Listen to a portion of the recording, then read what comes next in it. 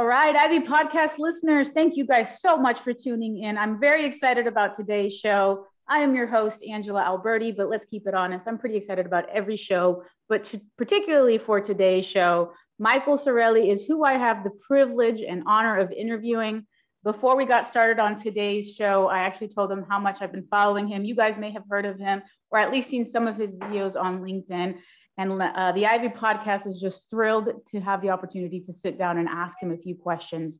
Before we get started, just a quick reminder, guys, give us a review or some feedback on the App Store.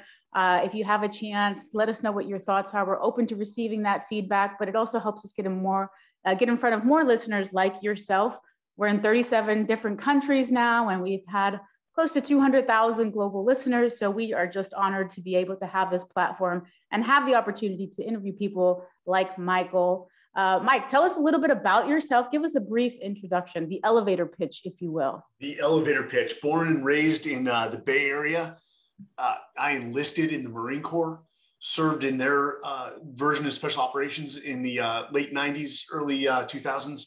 And then God bless the military. They've pretty much given me everything. They sent me back to Texas A&M to get my bachelor's degree. Then I switched over to the SEALs, served in the SEALs for 15 years again. And then again, the military helped me get my MBA. 10 combat deployments, served at the highest tactical level known as the Tier 1 Forces or Special Mission Unit. And then now I'm in the game of leadership development and executive search with a management consulting firm, an executive search firm called Talent War Group. Oh, I wrote a book. It didn't do all that bad, called The Talent War. Yes, absolutely. Well, first of all, you guys may hear this, but I love this country and I appreciate everything that you guys do to selflessly serve in this country. So thank you for that. And thank you for all of those years of dedication into that. Now, I think it's just fascinating to hear about the elevator pitch and now your involvement in leadership and executive search. How did that transition happen? How did you identify that's the industry? Because I always say staffing, recruiting, that it's not an industry that you grow up wanting to be in when you're 8 years old. It's an industry that finds you. So how did it find you? Yeah, you don't go from the Joint Special Operations Command, which is those Tier 1 forces, to executive search. In fact, if somebody had told me right before I retired that I would be in executive search, I probably would have punched them in the face. And That's awesome. No, it's we often inherit our teams in the military. You're given a group of guys and you're told that's your guys. But the SEALs, the Green Berets, special operations they put a lot of time and money into the selection of those personnel. So while leading a team and setting a culture is important, creating the team in the first place is equally as important, if not the foundation to success. And so when I got out, I took an executive level role at the Texas A&M system. I just wasn't finding my purpose and passion, even though I was working for a great leader, John Sharp. And I knew something about building high performing teams and then leading them as well. Mm-hmm. And it was, again, it's always, your wife or your husband that says, why don't you go do that then? And I'm like, you know what, you're right. And so we started a company. It was originally called EF Overwatch. My two partners, or one of my main partners, was Jocko Willink. And eventually that relationship sort of evolved. And I said, hey guys, I'm taking EF Overwatch. I'm turning it into Talent War Group. And we split. Relationship is still great. Still, highly respect Jocko, but just have a different view on leadership and how to approach it. But I'll tell you this, I'm having so much fun. There's nothing like having an impact on a company, from placing a great executive into their company or coming in there and helping them create a leadership development system. And then also it's good to be in charge of a team again. I've got a young team. I've also got my co-author, George Randall, and my partner, Carly Walden, but I've got a team again. I've got a tribe. And watching these young subordinate leaders evolve and maturate at a quicker rate than our competition, because we practice what we preach. We're giving them leadership development every week. I'm having fun. I didn't think I was going to have fun outside of the SEALs, man. But no, I'm having a lot of fun. That's awesome. And impacting lives every day with either the company that you guys place in or the lives that you guys change when you make that personal decision to go to a particular company. So that's awesome. You probably noticed stepping into the industry, and this is me just being, frank about things, but it's an industry with not the best reputation, right? So what were your traditional hiring practices that you noticed within the agency life or within staffing and recruiting, and what did you guys do to change that narrative? So let me say this. For whatever reason, the human resources function and the TA function are completely, and I apologize for my dog in the background. No, that's all right. Yeah. He's doing his job, so I can't yell. It's discounted. Yeah. It's discounted, and I don't understand why. You read about the best CEOs in the world, and they all consider themselves basically human resources executives. They said we're in the business of people. Yeah. And great CEOs spend more time developing their people and building the team than they actually do worried about the function, the guts of the business, because they know they have the right talent in place. So look at it this way. CHROs, and this is from the research we collected, traditionally make 3 times less than their C-suite counterparts. If that doesn't de-emphasize that the strategic nature of that position, I don't know what does. Or if there are C-suite positions, the highest HR person is the director or VP of HR. A great leader, not far from you and I, Joe DePinto. He was a West Point graduate. I'm a fan of the West Point. I think it's one of the finest institutions on our land. He's the CEO of 7-Eleven. He says the CHRO is in his hip pocket at all times. If he goes to the bathroom, the CHRO is right there. That CHRO travels with Joe. They're always asking. They're looking at succession planning. They're looking, do we have the right people in the right seats? What are we doing to bring the next level, the next generation of talent into the organization? And when you take that strategic approach towards HR as a CEO, you're playing the long game. You are playing the long game, and you're setting your organization up for success. Again, the reason we wrote the book, The Talent War, How Special Operations in Great Organizations Win on Talent. It's special operations knows that the secret sauce to special operations is not our technology. It's our people. It always has been, and it always will be. Yeah, well, that's absolutely fantastic. I love how you guys are getting those nuances of everything that you guys learned in the services and now applying it to the corporate world. Now, let's say a lot of what you guys do is consultative, talking to your clients and letting them know best practices. You've hired the talent. You've identified that rock star executive. Now what? Now what is the approach that they should take to keep them enthralled and keep them within the culture and the basis of the company for the long run? So you just said it. What most people do, what 99% of people do is they say, hey, we just hired a rock star, and they go with the just do your job approach. Just do your job. Do what we hired you to do. And that doesn't work. And I know some people have heard, I'm blanking on the New England Patriots coach who said, Belichick. Yeah, thank you. Belichick, just do your job. While you have to perform, it goes beyond that. When you hire anyone, whether it's an executive or that young 18 to 22-year-old, it starts on day one. You set the tone. Onboarding is one of the biggest missed opportunities. So you met Michelle, one of my young employees, who already is the director of marketing. 6 months on the job, she's already the director of marketing, fresh out of St. Edward's University. She was an intern with you guys, I saw too, just not too long ago. What an incredible ride she's been on. All-star. And the first day she sat down, like I do with all our subordinate leaders, is I told her, I need you to understand one thing.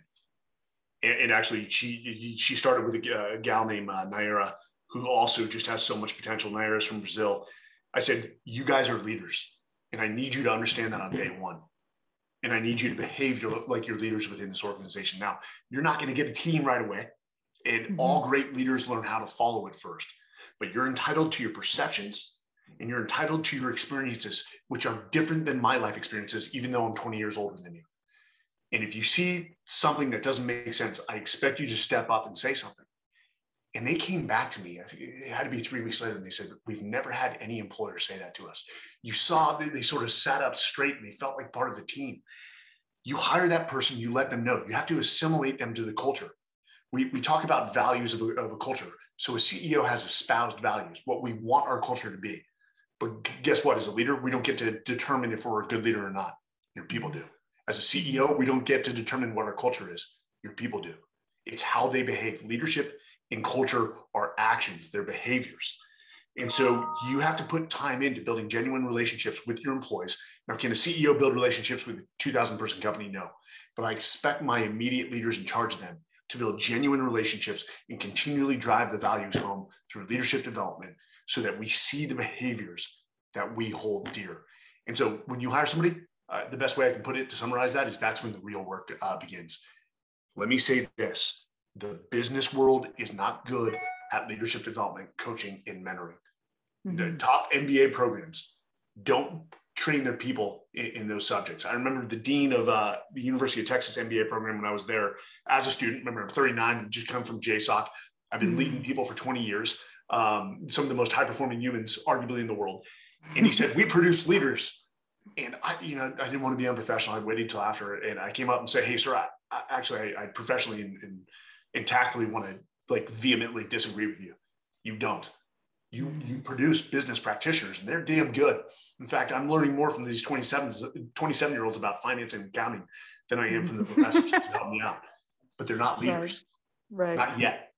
That takes time.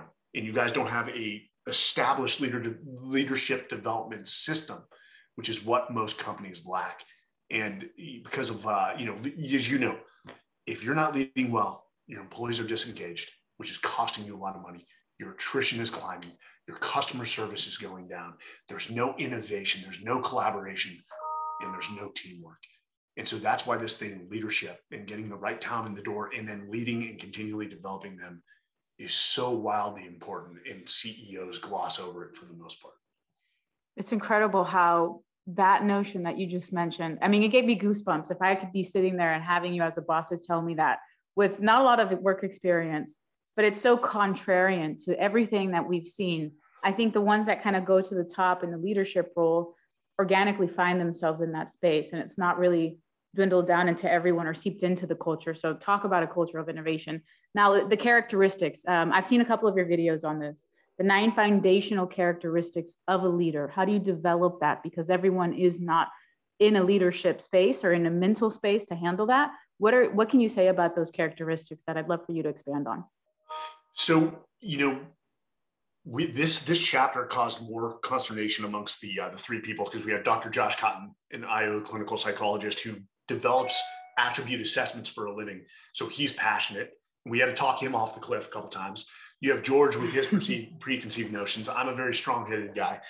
And so we had a list of like 50 attributes at first. And we're like, there's no way anyone can screen people for 50 attributes. Right. And we looked at the special operations community, the Green Berets, the Navy SEALs, the 75th Ranger Regiment, MARSOC. They all had a list of attributes that they hold dear. And they're so close to one another. The way I put it is the Navy SEALs and the Green Berets are both looking for ice cream, just slightly different flavors. And they do have slightly different missions. But we got it down to 9. And again, to say you could screen for 9 attributes in an interview is very tough to do. So right. When we talk about interviewing, a lot of people just rush, hey, we just lost our marketing director, we need to go find a new one. Rather than taking the time to sit down and say, okay, hey, if that marketing director was great, maybe a company plucked them out of our company, what were the attributes that made that person so great? How do we find somebody just like that? Hopefully they're higher in loyalty to the organization, right. Not to leave for a higher offer. But what was it about that person? So you're defining success in the role.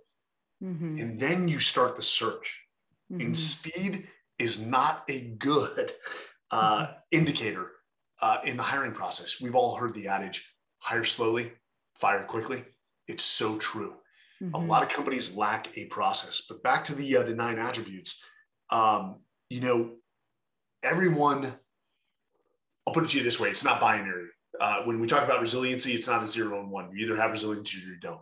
Think about it as more of a veristat between 0 and 100. Everyone has resiliency to some degree. Some people are very high in resiliency, close to 100, and some people are not, and their score is 20% resiliency. Everyone has these attributes to a degree. You talk about high-performing individuals. Narcissism is an attribute that high performers have. Anyone who says, "Oh, I'm not a narcissist," and you're a high performer, you're actually wrong. You have it to 100%. Yeah. So you're screening for specific attributes in each function in each role. There are certain attributes that are organizationally common. This person has to have integrity. That to us is a 0 or 1. You either have integrity or you don't. But you have your cultural values. You want to screen people for those attributes. And then each function has their own set of attributes. What you need in an engineer is drastically different from what you need in somebody in a sales role. But as a leadership development system, you can build people up in certain attributes. It takes time. It's frustrating. It doesn't happen overnight. I was a very unruly teenager, when I entered the Marine Corps. And after a few years, to give you an example, I graduated high school with a 2.9. After a few years in the Marine Corps, and they poured into me in leadership development, they saw some things they didn't like. They had to beat that out of me, not quite literally, but we use that term. They reinforced those values. Just a few years later, when they sent me to Texas A&M, I graduated with a 3.7. I assure you I didn't get smarter over those few years. I had learned the values. I learned about honor, courage, and commitment. I learned about performance and commitment especially. And so it is possible. And that's why we believe that the military and the special operations community have pretty much developed the best-in-class leadership development system. And a lot of people have misconceptions about military. I'm going to put it out there right now. That's what you see by Universal Studios and Paramount, and they don't pay military leaders kindly. The best military leaders I knew were kind, they were quiet, they were empathetic, they were respectful, and they never yelled. Wow. People gravitated towards them because of who they were, and they made everyone around them better, to include myself. I was not that leader. I was somebody who benefited from world-class mentors. And lastly, we lead through love in the military. And a lot of people don't realize that. I love my people, which means if I love them, I'm going to hold them accountable. A lot of people don't like to be held accountable. But if I fail to, Angela, hold you accountable if you do something wrong, then how are you going to learn? And how are you going to become a leader that's eventually better than I am? So there's a way to hold people accountable with professionalism and tact. And if they know you're doing it from the bottom of your heart, they will understand and they'll improve. And then lastly, I didn't realize it until I got out, but I loved my people, my men and women, a lot more than I hated the enemy. So we get from business leaders, they're like, hey, we don't want you to bring your military stuff into here. And that's because they've never served in the military. And what they've seen in the movie has just put this bad perception in their minds. Wow. Holy shit, Mike. That was amazing. And it's incredible to see how these characteristics have seeped into the mindset. And for me, I'm absorbing this all like a sponge because I'm a co-founder and leader of the space. And we just started a company. We're evolving. We're creating the foundational elements of the culture that we want to bring in. And now we're in this future of work state that was heightened and fast forwarded by the pandemic. How the hell do we do that now that we're all remote? Like literally, how can we create this culture of innovation and leadership through a remote psyche where we're messaging each other and not having that camaraderie that we had, 2 feet away from each other? What are your thoughts on that? There's a few issues I want to unpack here, and you're now motivating me. I got goosebumps with this conversation. Good. So, one, culture is so important, and you have to talk about culture. You have to have this conversation often about culture with your people, because again, you don't get to determine your culture as a founder and leader of the organization, Angela. Your people ultimately do. Right. And we, within Talent Work Group, we were getting a little misaligned. We had what I call a level set meeting, which is basically a 360 review where Michelle and all our subordinate leaders could give criticism to the leadership. And it was one of the most productive conversations. And we said, okay, we need to make some changes, guys. We are a startup too. It's like building an airplane as it goes down the runway. We're at 10,000 feet. We thought we could go to 20. The second we went to 20, the flap started to come off, and we said, hey, we got to go back to 10,000. That's fine.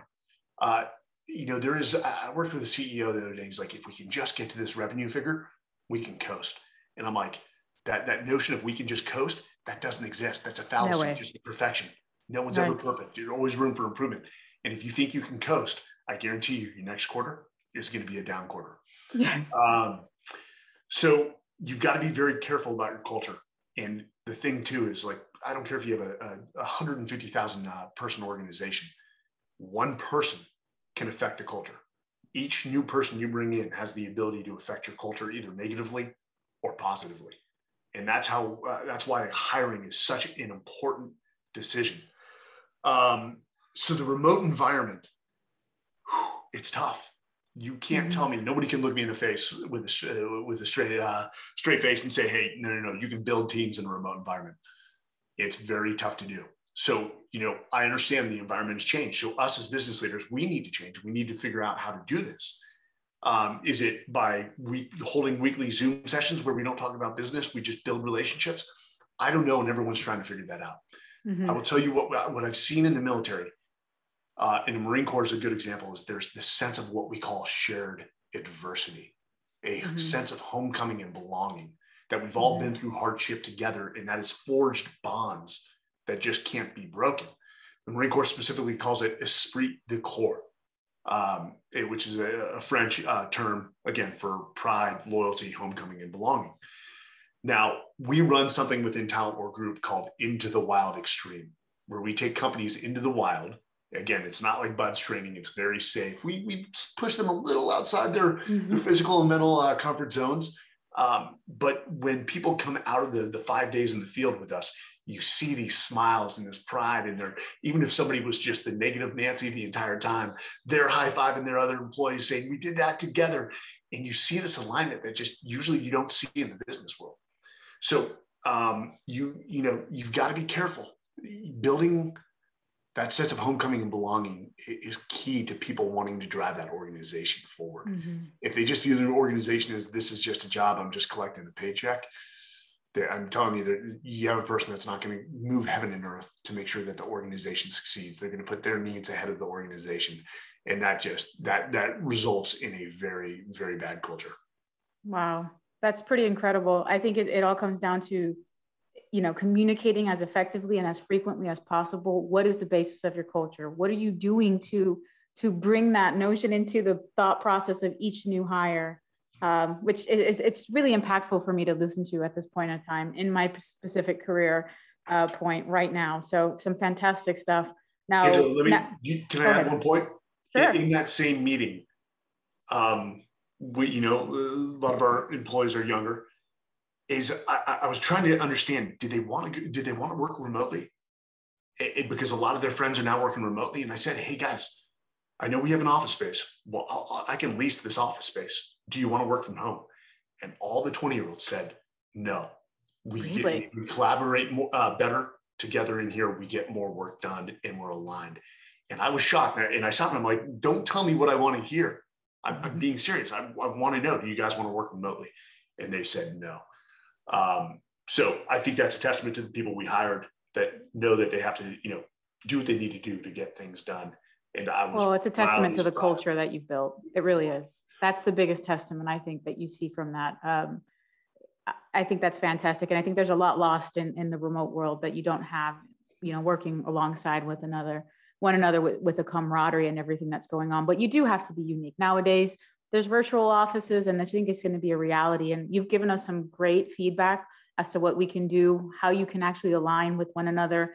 Having a feedback session where you allow your staff to give critical elements to the leadership. What can I do to improve as a leader? What am I missing out on? I think it's the first time I've ever heard that, but it's really refreshing to hear that. And that is what I want to do with my staff as soon as I can get off this Zoom, because it needs to be done. And that sort of feedback needs to be heard. And going back to kind of the current state of things, you may have heard about this. Actually, I'm 100% positive you're hearing about this now. It's the war on retention. A lot of people were talking about 2021 is going to be the year of the great rehire. And it certainly has been, like 9.8 million job openings, people leaving their current job. We had nearly 6 million people leave their job in 2 months. Now we're dealing with potentially some generational impacts of what is that younger generation, the millennials, the Gen Zers, that average tenure is about 3 years as opposed to, the baby boomer who stayed 40 years. What are your thoughts on that? I guess retention in the future, is that something that companies should go for 100%, knowing that the world is changing? Or what are your thoughts on this grand exodus that's happening right now? with the Great Resignation, I think is what they've coined it as. So the biggest cause of retention, whether you're not retaining people or you're retaining your people, is leadership. It's leadership and culture. It's leadership and culture. I chose to take risk where I knew I was not going to make money for about 3 years to start my own thing because I wasn't happy with the leadership within my first organization. I'll give you another example. I didn't think I was going to make a career out of the military. In fact, I was going to do 4 years as a SEAL officer, which would have set me up for an MBA program, get out and go make a lot of money. And I've never worked with such world-class leaders as I did in the SEAL and special operations community. And that's what kept me in. They, the old proverb, iron sharpens iron, so as one person sharpens another. There was no way I was leaving that organization when I was working for leaders that took the time every Friday, like Chris Fussell, who's the president of the McChrystal Group, who wrote the book, Team of Teams with Stanley McChrystal, as well as his book, One Mission. Every Friday, mandatory, it wasn't optional for me, in his office at 10 a.m., along with some other officers, and it was 2 hours of professional development. And I am the man I am today. I wouldn't say I'm the leader I am today because I still have a lot of work to do. Is because of mentors like that. I am a product of my mentors. So if you want to retain your people, the bar is on you as leaders of an organization to lead, which means, again, creating a culture of accountability, continually improving people, giving them stretch goals, making them better than you are. That's the whole goal of a leader, is to make your subordinate leaders below you better than you. And that hurts people's ego. I always hope the organization I'm a part of, when I leave, it actually accelerates at a quicker rate. That's my goal. That's my legacy that I'm trying to leave behind. But retention, so it is a different environment. I get it. There's no other way to cut it. Anyone wants to argue to me that, retention is caused by somebody getting a higher offer, that comes down to leadership again. And this is why business leaders within America, we have to be good at what we do. And we're not creating leadership development systems within higher education to make sure that we're not only producing practitioners within certain fields, we're producing leaders in every single industry. I'll say this too, government policy matters. There's an old phrase, if you don't take interest in politics, politics will assuredly take an interest in you. Right now, while I understand some people are hurting, we got to be very careful to incentivize people to just stay home and not take a job. And we've caught ourselves, we're in a catch-22 here. Additionally, we're here talking about leadership. Where we expect one region in this country to be the very best, to set the example for leadership, and that's Washington, D.C., the national capital region. And we get the exact opposite. And I'm not talking about parties here. I'm talking about both parties. Yeah, we're not seeing just exemplary leadership from our elected officials, and that sets the tone for the rest of the nation. Now, I'm not saying this country's going to hell in a handbasket. I think every generation says that. We're fine. This is the greatest country in the world. We have our share of problems, but our leaders better start stepping up. They better start acting with civility and professionalism intact, and they better demonstrate that at the end of the day, you're not identified by your party, you're identified by the title American. So figure a way to work out for the good of the people and move this country forward. And we're not seeing that right now. Yeah. I think that's a fantastic take. That is the most unique response I've received to that question, and bringing it back to what a lot of the younger generation is seeing at a national level when it comes to the political impact that we've seen the last, several years, and how that can seep into workplace culture. That is truly insightful. Also, big kudos to you on your development as a leader and the mentioning of the mentors that you've had along the way, spoken with true humility, which I admire and I respect. But now let's go a little bit personal. I'd love to know what Mike Sarraille reads. Like, what do you stay up to date on? What are you, digesting mentally and intellectually every single day to help you have this mentality that you approach with every single day at work? So some of the greatest mentors that we have in our careers are people that we've never met. They're called authors. And so, right. I've got a great, I love this woman so much. Her name is Lisa Jaster. She was the third woman in the history of the Army to graduate from Ranger School. She was the first child class. She did it at the age of 37, when most men go through Ranger School in their early 20s. And she was also a mother of 2. She got it done. She's an amazing leader, and she calls it leadership through readership. So I do read, and right now, George, myself, the author of The Attributes, Rich Davini, Brian Decker, who's the director of player development for the Indianapolis Colts, and then Tom Lokar, who's a serial CHRO.